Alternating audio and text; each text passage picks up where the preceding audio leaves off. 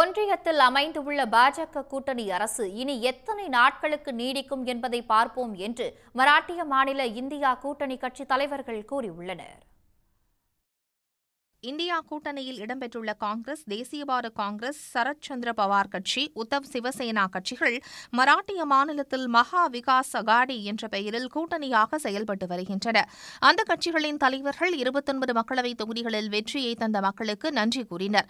மும்பையில் செய்தியாளர்களை சந்தித்த மகா விகாஸ் அகாடி கூட்டணி தலைவர்களில் ஒருவரான சரத்பவார், எங்கெல்லாம் பிரதமர் மோடி வாகன பேரணியும் பொதுக்கூட்டத்தையும் நடத்தினாரோ அங்கெல்லாம் இந்தியா கூட்டணி வென்றதாக கூறினார். எனவே உள்ளபடியே தாம் பிரதமர் மோடிக்கு நன்றி கூற கடமைப்பட்டிருப்பதாக கிண்டல் செய்தார். பிரதமர் மோடியின் வாக்குறுதிகள் மற்றும் அவர் கூறிய நல்ல நாட்கள் என்ன ஆகின என்று முன்னாள் முதலமைச்சர் உத்தவ் தாக்கரே கேள்வி எழுப்பினார்.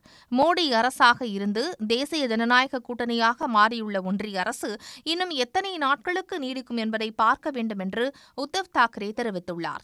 ही एक जाग आता आपल्या देशाला आलेली आहे आणि साहजिकच आहे हा विजय हा अंतिम नाहीये.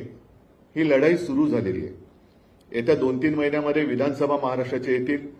त्याच्यानंतर सुद्धा इतर राज्यांच्या काही निवडणुका येतील. मुळामध्ये हे जे काही आता मोदी सरकार होते ते आता एनडीए सरकार झाले.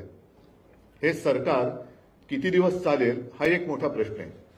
செய்தியாளர் சந்திப்பில் பேசிய மராட்டிய மாநில முன்னாள் முதலமைச்சரும் காங்கிரஸ் மூத்த தலைவருமான பிருத்விராஜ் சௌஹான், மக்களவைத் தேர்தலைப் போன்றே சட்டப்பேரவைத் தேர்தலிலும் மக்கள் இதே அன்பை காண்பிப்பார்கள் என்று கூறினார். மராட்டியத்தில் ஆட்சி மாற்றம் ஏற்படும் என்று அவர் நம்பிக்கை தெரிவித்தார். உடனுக்குடன் செய்திகளை தெரிந்து கொள்ள சன் நியூஸ் பெல் ஐகானை கிளிக் பண்ணுங்க.